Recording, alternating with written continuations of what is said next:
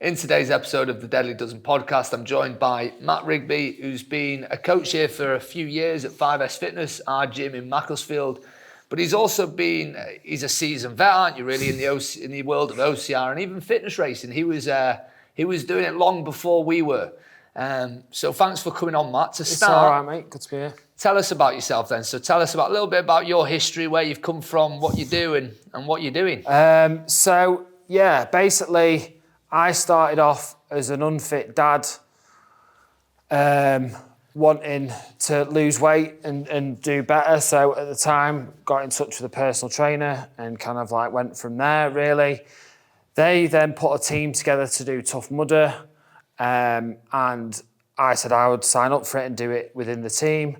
And friends and family said, there's no way that you can do that. And then that was like, and at the time I was like 14 stone and I was pretty heavy. And but basically, trained for it and then did my first one, like really enjoyed it, went back the next year, really enjoyed it again, then started to race on my own and then just progressively going from there.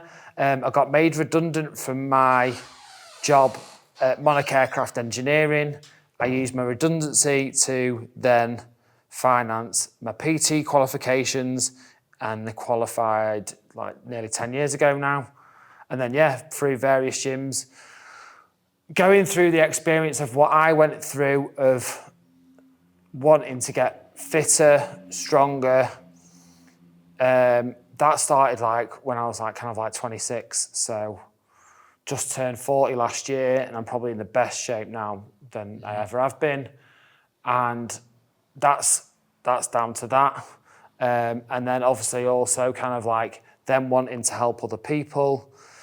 So obviously qualified as a PT, started working in a commercial gym, set up my own run club, the Fundamentalist Run Club that are based in Mac, and we kind of like run out of there on a Tuesday night. Started that in 2018 because I had people strength training that were wanting to run, and then I had the runners then that wanted to strength train. So the run club kind of like matched that.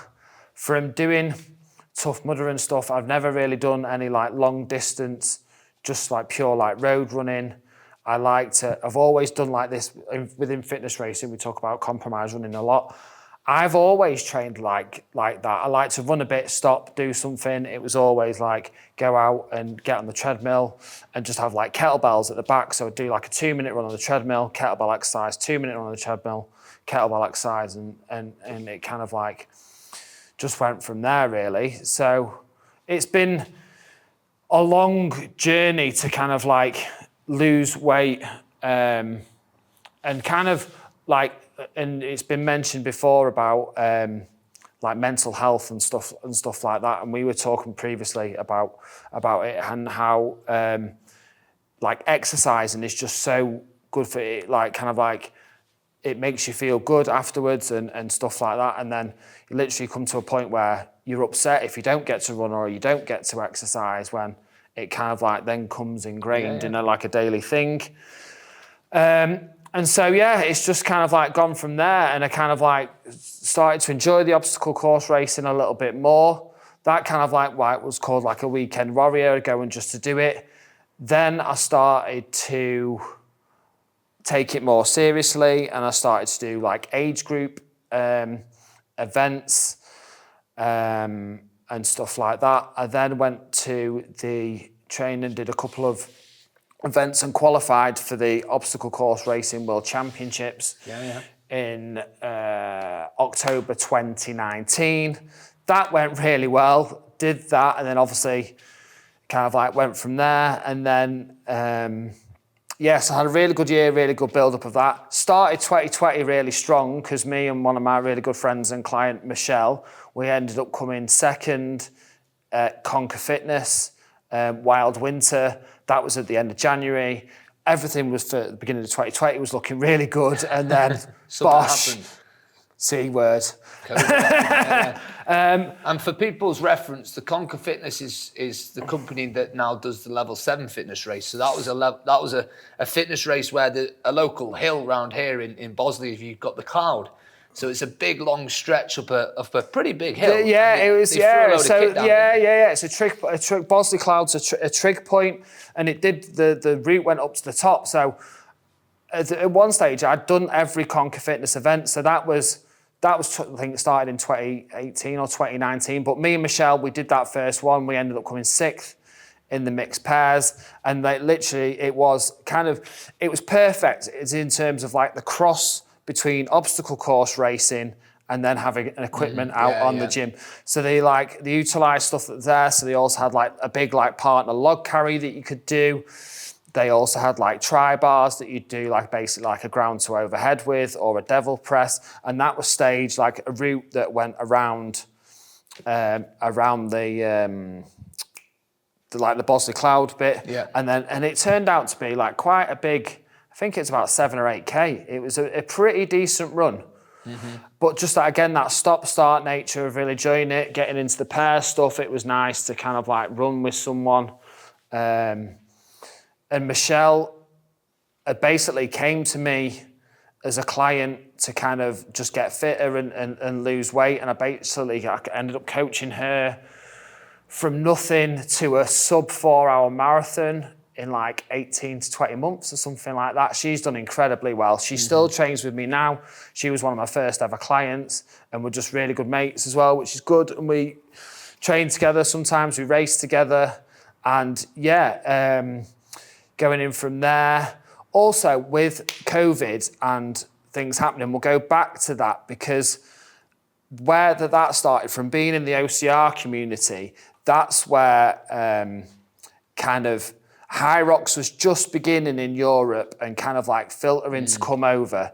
And then, Emma Waring kind of like said, oh, this is a really good event. I'd looked at it and seen like OCR athletes that I know and follow. They were beginning to say it was really good, and some had travelled over to Germany for it. And then High Rocks did the OCR World Championships, virtual championships. So they put out workouts that were then kind of, you recorded them, sent them to YouTube, they then verified them and stuff like that. So we had flags in here from people that had done them. A few people, so kind of like through the OCR community, and that sort of style of training led into kind of like being involved and then saying, oh, so we try this like virtual championships. And then, it kind That's of the way like it seemed from an outside point of view. From my point of view, at the time, so Emma actually contacted me and was like, become an affiliate gym. And I was like, why? And I was writing a strength training book at the time. So I was less into what was like hybrid and all this sort of stuff. I was really focusing on powerlifting, weightlifting and writing about them things. And from an outside view, this new race High Rocks in the early days was seen as like, right, the OCR community, because we'll talk about this on the podcast. There was almost like OCR had hit its peak and you were starting, and then obviously COVID was a strange time, but the way it looked to me from an outside point of view was these OCR guys, guys, men and women, were sort of moving into this fitness race, indoor fitness race. That sort of is the way it was perceived by me early on, that these OCR people are now looking at something a bit different, a little bit indoors, basically they're sick of the mud. This wasn't the case, but I was like, right, they're sick of the mud. They're now doing an OCR race indoors, essentially. Rather than obstacles, they're doing exercises. Yeah. And that was almost what it was a bit like. And a lot of the key figures in the UK, in High Rocks, seemed to be OCR key figures. It was like a merge. Yeah, no, I get that. But I also, going back to like the point, the thing that I said before about compromise running. And it's the training kind of like complements each other to do a sort of run, come back and do something that's so quick physically. One. Would you consider yourself right here and now? Got to answer. Are you an OCR athlete or a fitness racer? At the I would. It's a tough one. I'm between. I suppose if I had to pick one, I'd probably still put myself towards OCR. Yeah, that's because I do that more. I do enjoy the mud. It's definitely being outside and the trail sort of stuff. I enjoy the mud. It's good. I think I've just your heart's in the OCR. Yeah, it has been for a long time, but it has.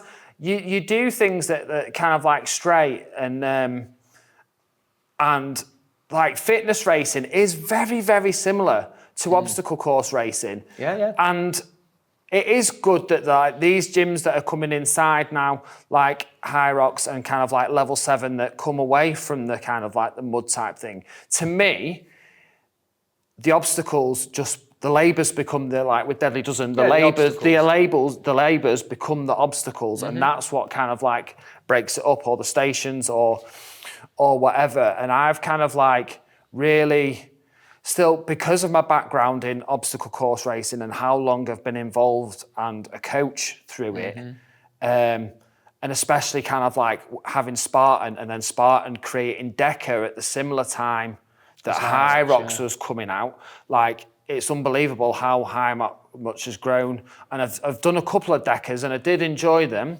but I've not got to do the Deca Fit yet. So I've done the Deca Mile and the Deca Strong. Are you doing September?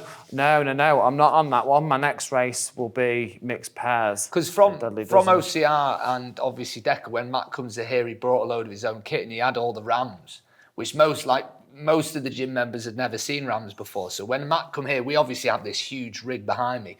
So I first met Emma when we were running lots of OCR seminars here. We had all the kit on the rig. So it's a big sort of 16, 20 metre rig. Yeah, this is one of the reasons why I wanted to come to work here, because of this rig. And as an OCR athlete, you can't get this anywhere else that I know in locally. The north, especially. And I live 500 metres away. So it's like the biggest indoor rig like going. So as in terms of monkey bars and work on that, I probably don't do as much work on that as I should, but at least I still can.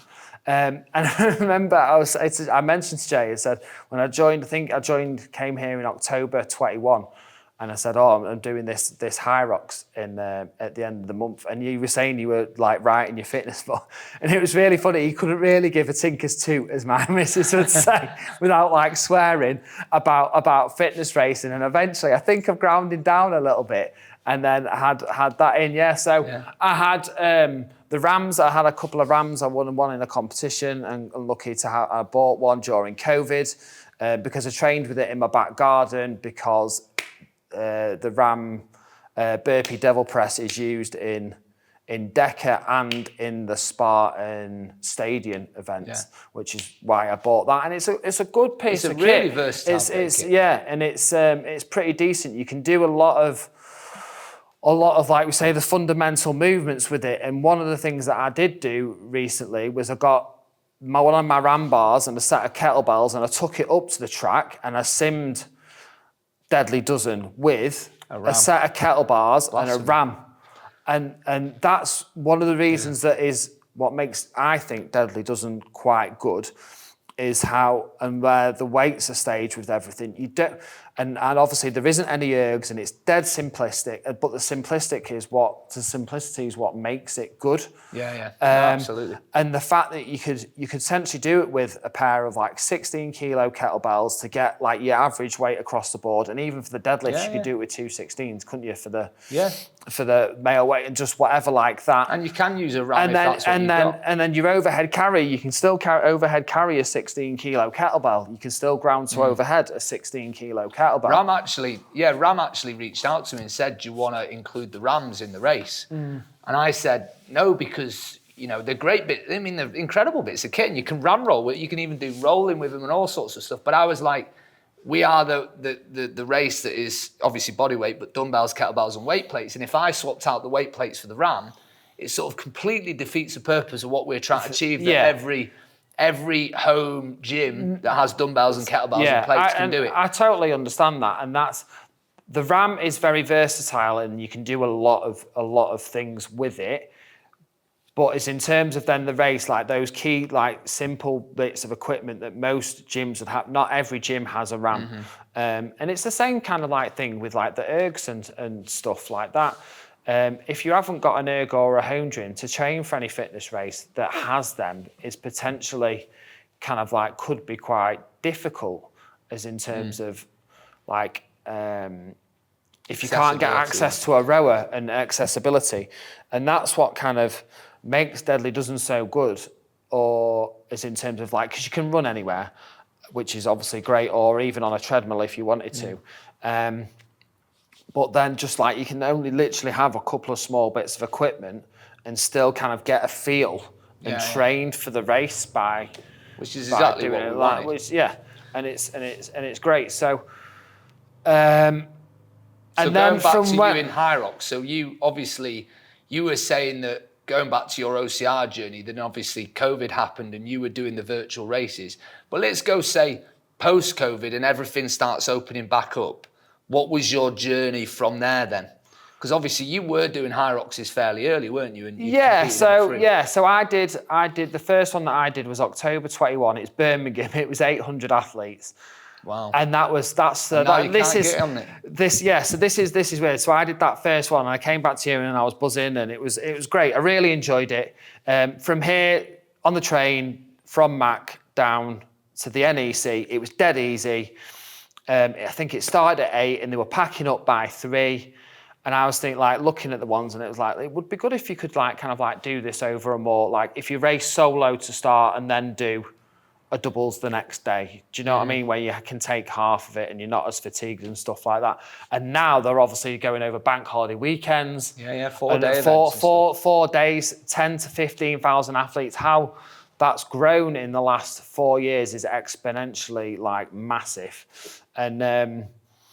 And like I say, it's the driving forward of turning the gym into a sport and getting more people into it. And that's kind of like people wanting to go. And did you see yourself as becoming more of a fitness racer through High Rocks than an OCR, or did you think this is a bit No. High Rocks is never going to take me away from obstacle course racing as such.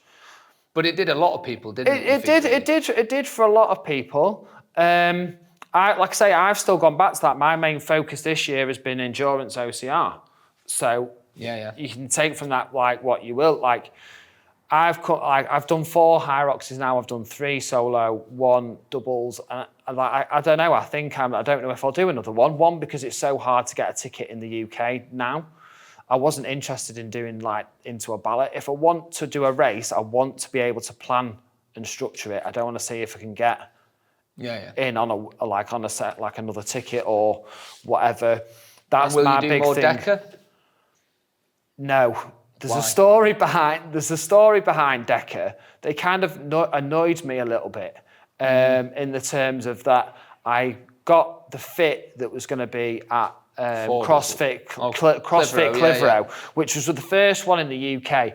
And then I ended up, we booked a family holiday. And I don't know, it kind of annoyed me that the transfer cost, the transfer cost kind of annoyed me. So I paid £65 for my ticket, and DECA said they could transfer it to another athlete, but it'll cost me £35. So it was more than 50% of my ticket cost. Well, we do free transfers at Deadly Dozen, but one of the things that is hard, especially as you start to grow, is the management of customer service, because it's overwhelming. And sometimes people want stuff that is beyond what you can do. It's just unsustainable. And it's very hard because, there's a certain percent of people that they get really unhappy, they get road rage. But we had the sort of privilege as Deadly Dozen to look at what the other races were doing. And we can't turn around and say, customer service, because it's not. And it's really difficult as you grow. It's really, we're bringing on new customer support staff and it's really difficult. However, we had the privilege of going, what really pisses people off? And it was like high transfer costs. And so we were like, right, let's do the transfers for free. Let's try and build systems within our results system where eventually this season we couldn't do it, but next season they can actually transfer themselves. They can just check, they just go into the dashboard, they change the name, they do all the ticket sales themselves. And we're actually developing a marketplace where they can sell their tickets and there's not going to be any scammers and stuff like that.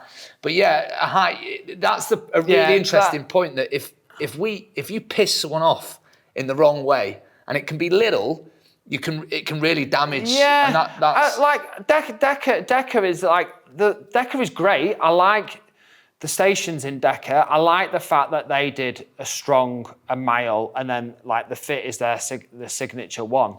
And like Yancey, who kind of like set it up and stuff, is an absolutely fantastic guy, and stuff. And it's a great event. Like, recommend anyone to like do it and sign up and try it.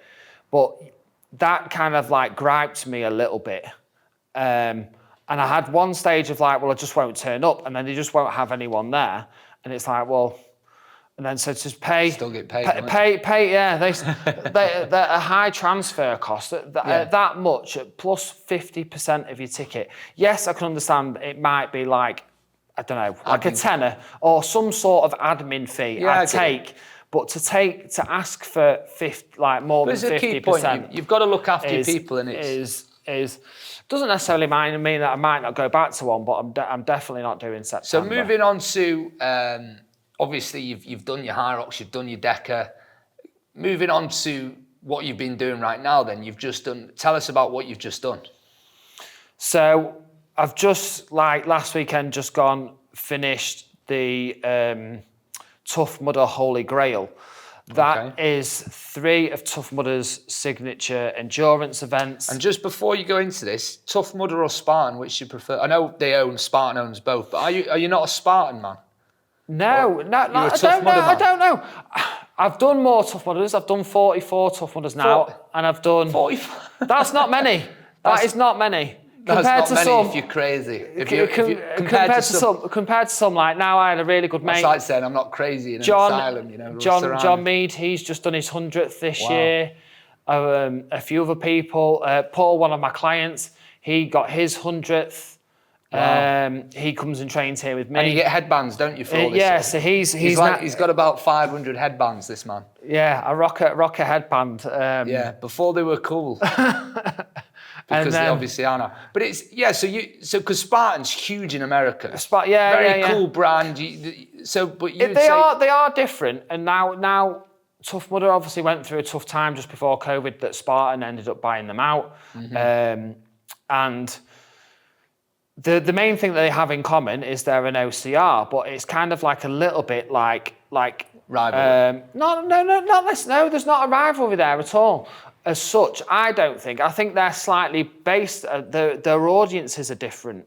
As in terms of like say High Rocks and a Deadly Dozen athlete, like between someone doing Deadly Dozen or kind of Conquer Fitness, because Conquer Fitness is more of a pairs event and stuff like that. So Tough Mudder is more about kind of like the community and doing things in a team. And you do get free Tough Mudders, don't you? I do get free Tough Mudders. He's bringing this one in now, isn't he? Why did you go?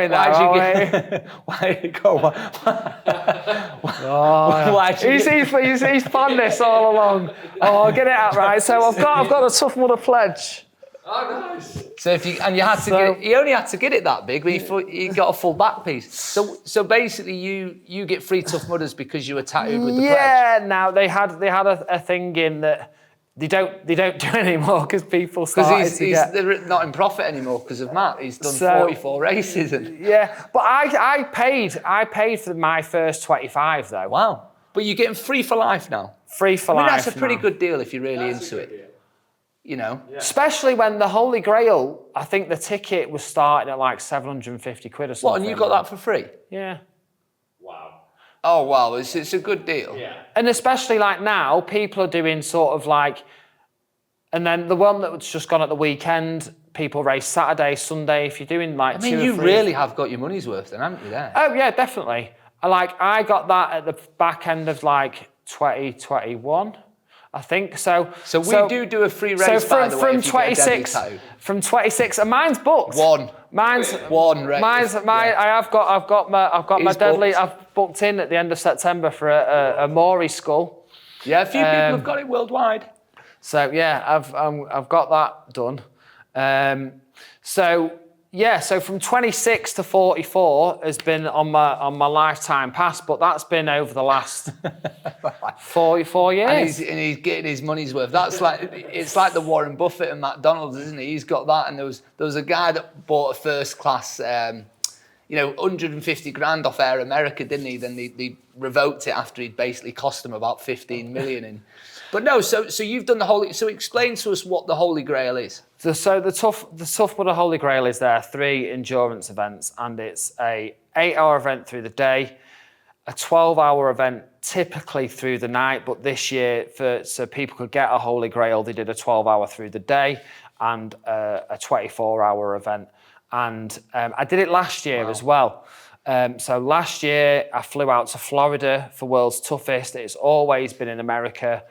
And then I booked my ticket and everything was all sorted. And then I did Europe's Toughest in a team that time with 3 other guys, Ollie, Dan, and Jamie. And we're all like really good mates now, and we've all raced together this year. And we did Europe's Toughest, and we were team relay champions. Wow. So we won that last year. So that was pretty big. And then I went out to Florida and ran 60 miles in Florida. I ran 105, I think 105 miles in total. No, 110 miles I ran last year. So my goal this year... It's easy to forget when it's that. Yeah. So my goal this year was to do better than last year. Yeah. And obviously it was so after Europe's Toughest, they said, right, because they usually typically announce it, the next place is like a year on so people can train. So after Europe's Toughest, they said, right, it's going to be in the UK. And everyone's like, yes. And so people like got on to book in the UK and they're like, well, where's our 12-hour event? And they basically took one of the 8-hour events and turned it into a 12-hour event. So, so it started at the back end, mid-May. I did the 12-hour event. Then at the end of June, did the 24-hour event. Ended up running 70 miles at the 24-hour event. So I did 10 more than I did in Florida. And then last weekend ran another 25 miles in 8 hours. So ended up with 125 Holy Grail miles, which was 15 more than last year. Wow. So you've done it all before. And what drives you? Got the t-shirts and the headbands. You got the t-shirts and the headbands. So what? But you don't do other ultra. So you're not an ultra runner. You're not into just... No, I try. Yeah, I've only DNF'd one race, and that was a local race called the Gritstone Grind, which goes along the trail. That is like hard, but like that's just continual running. That's 35 miles, and I dropped out at 20. And do you think that you've got more capacity just when it's an OCR race? So if someone says, right, you've got to do 50 miles, but there's obstacles, that's better for you? Yeah, definitely. It's the stop-start nature. I've only ever done 2 road marathons and I hated them. Yeah. Just because of the continuous, just like tarmac. Cyclic, yeah. One was, the first one was ended up being virtual because I ran 13.1 miles to the start of another half marathon. And then did this as a race because I was doing the virtual London Marathon, and then on the same day the Congleton half was going on. So I spoke to the race director of the Congleton half and said, I'm doing this. Am I all right to turn up late? But I'm going to run. Why not run it after doing the why not get a better time at the Congleton and then run the rest? Because I think it was timing wise and to do with the family and stuff like that. And I like to get up early, so the earlier start. You would have seen him at the start line, wouldn't you? And been like, "Why are you so knackered? You've ran a K." Well, that was it. I literally got to the start line about 5 minutes after the race had started, and then I started to catch people up. Yeah, that's all right, isn't it? So So on looking at the mindset then, the racing mindset, when you're sort of 20 miles into running around, what is it? Because it's often like a 5K course, isn't it? Yeah, so mindset.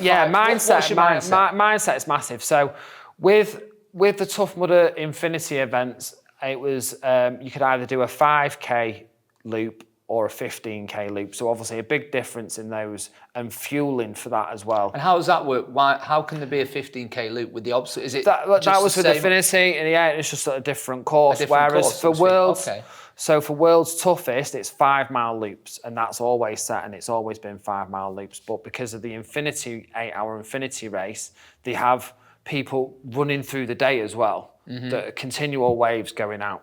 So you're on course with other runners that are just doing either the 5K lap or the 15K lap. What was really good this year is you get distinguished by wearing a purple Infinity bib, and you kind of get it's told that the other waves to say that these guys are running like 8 hours through the day, and if you can, give them priority because they're racing for like this long. And like, don't know, we've got like a British mindset, haven't we, about pushing in, and we don't like people that push in and stuff like that. Whereas there, they were like, oh, go on, you're doing really, really well. Like the encouragement from people at that Infinity race that I've just done and the other one earlier this year, I was like, I'm really, really sorry. Do you mind if I just go in head? And they're like, no, go ahead. Yeah. And just like the support from the other runners on course that were, as we were kind of like looping round was phenomenal. And you're cold. You're obviously not always cold, but you're wet and muddy because that's a big part of it. Because being, you get wet feet. It's equipment, and like luckily, like I was blessed. Yeah, I was quite grateful this year. Of Castleberg Outdoors gave me or donated me some VJ Ultra 3s, which were a really good trail shoe. And I've always had VJs before that, and I've been a previous customer of theirs and bought my VJs from them of different models. So the footwear, and obviously it'll come across to kind of like other fitness racing as well, is really important. But when you're out for that long, it's having like the backup of kit of changing clothes. I tend to race in like compression gear, like skins wise. Quite lucky this year is in like Florida was really hot. And it also turns out world's toughest in Grantham was really hot as well. It was like 32 degrees. Like I don't usually race kind of like topless, but there I did to start with. And because it was so hot, and then it's kind of like having layers, and some people kind of like wear like rim breakers. I had a rim breaker pack, like just in case the temperature dropped and go cold, but like some of the obstacles of getting in and out on water, and I tend just to wear compression gear because it dries quickly and it still keeps you like pretty warm. Mm-hmm. So what's next then? So you've done that. You mentioned just before the podcast that you're essentially not deflated, but you've done the Holy Grail now. Yeah. So what's next? What's your training going to involve? The Holy Grail was massive, and to get. I don't know if I've got kind of like, because I was so close, you get for that, if you run 75 miles, you get an ultra belt buckle, which is pretty swift. One thing Spartan and the swag, do a lot of medals connect together, like the trifecta. Yeah, they do a lot of that well, don't they? And it all takes shape. Yeah, I think the merch and the swag that goes with it is really good, and that's what kind of like keeps you in. And the degree especially of if you're the type of guy to wear a bright purple headband. Yeah. Yeah, or bright. I can pull it off. Yeah. No, it is. I really, genuinely, I do really appreciate what they do with it all. Yeah, but for me, like the headband thing is massive, and you go to mindset. If I put a headband on, or I want to train hard, I put a headband on it. It puts me into a zone. Yeah. Like if I put a headband on, I'm racing now. I'll be honest. I'll honestly say, once you've gone headband, you'll never turn back because it's the sweat in your eye. If you don't feel the need of a headband, you're not training hard enough. It's like when they said you're not. If you're training in like jeans, like you're obviously not training. You're just lifting you're doing a few bicep curls, and it's like. Headband, when you train hard, you sweat a lot and the headband helps. So what's next for you then? What's your training involving? What you're doing? What's next? So yeah, it's going to change slightly because I've gone from obviously big long runs to get the sort of mileage up. It's still kind of like going for that. But my next race is mixed pairs with Michelle Deadly Dozen, and we set a time in of just over 50 last year. Yeah, which is a good time. And yeah, we want to. And she's strong, Michelle. We need to get her on the podcast, but I don't think she'll agree to, will she? I don't know. Like, she's impressive. But I think Michelle is the most decorated Deadly Dozen person, now. The one that's done like the most races. What we do is, one thing that I created was you have the Maury medals, which are sort of nod to Memento Maury. So it's our mascot logo, the skull bell.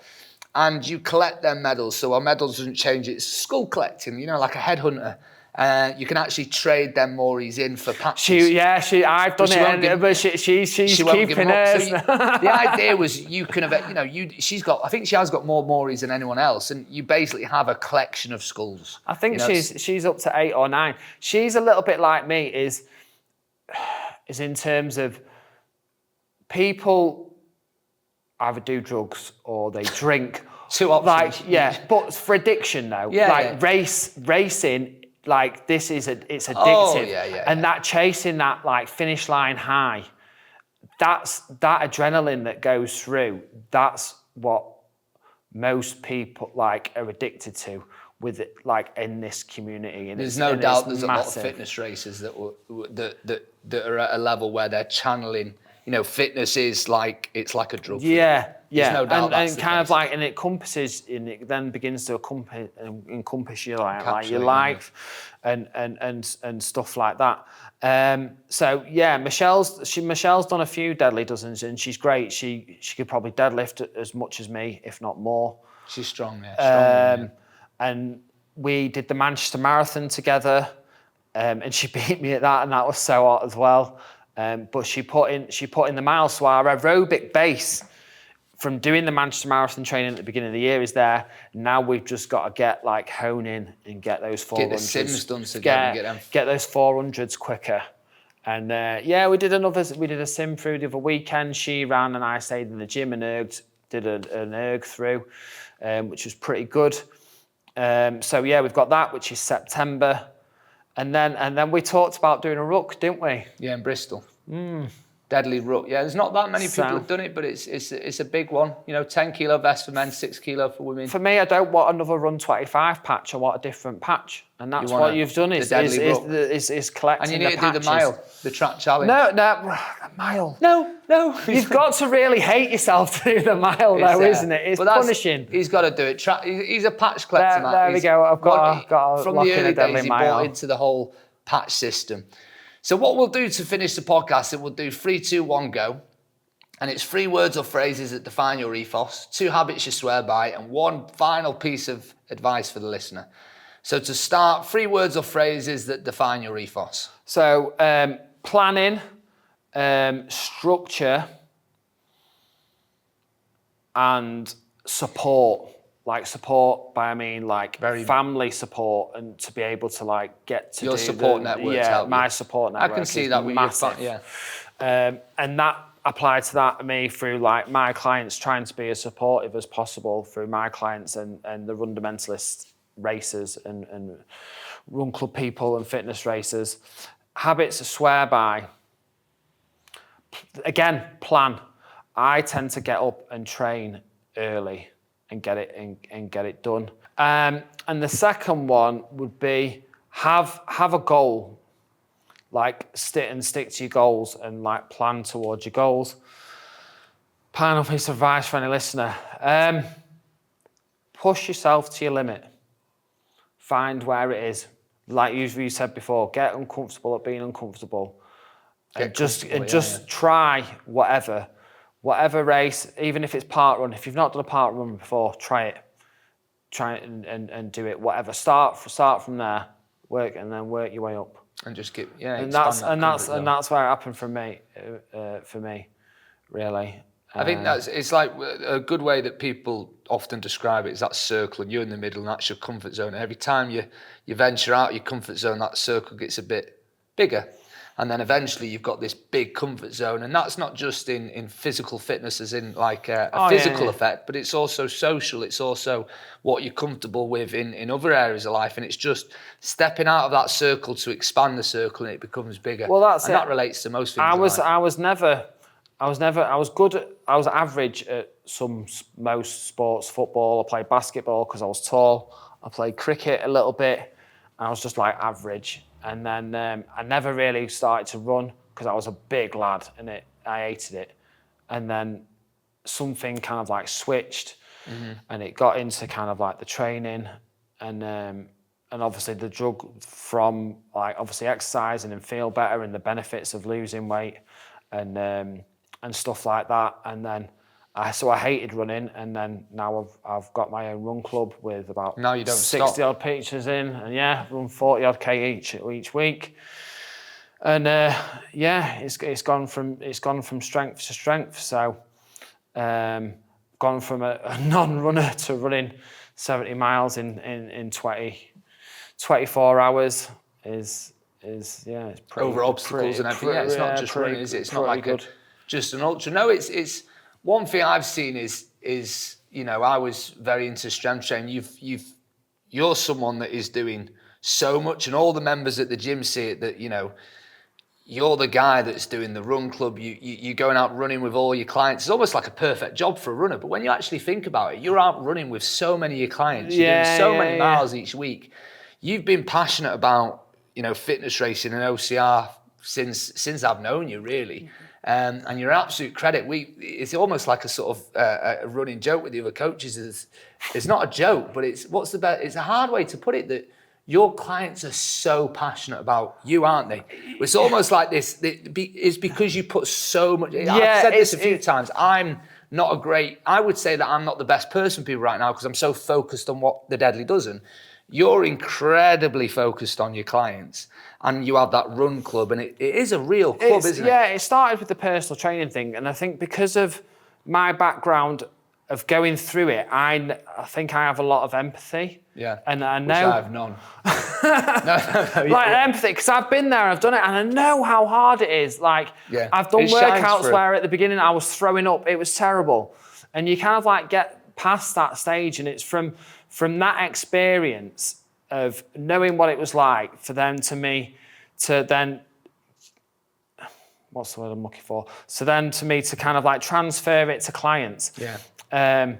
Is I know I can relate to it. I know if I can say, right, you've got 2 more reps there, like with some, I know they have got 2 more reps in. Whereas then at times they'll go, I haven't got 2 more, and you go, right, all right, I know you've done well. It is often the case that the harder that you've personally had to work for something, it often relates to you being a better coach. You know, if something comes natural, it's you know, you often don't coach it as well because you don't understand it, you don't have the empathy, and that's what we see from you. So, and that really shines through, and we've seen that within, you know, the running club. You've got the OCR that you're doing and the fitness racing, and obviously you've been incredibly supportive of the Deadly Dozen from the get-go. I think you were one of the first master coaches, weren't you? Yeah. You've been pushing it from the get-go. I've liked it, and that's because stamp of approval. It's it was really very good. And when we were talking about it, and then people are saying some of the weights were heavy, and I will say, well, you should have seen what they were going to be.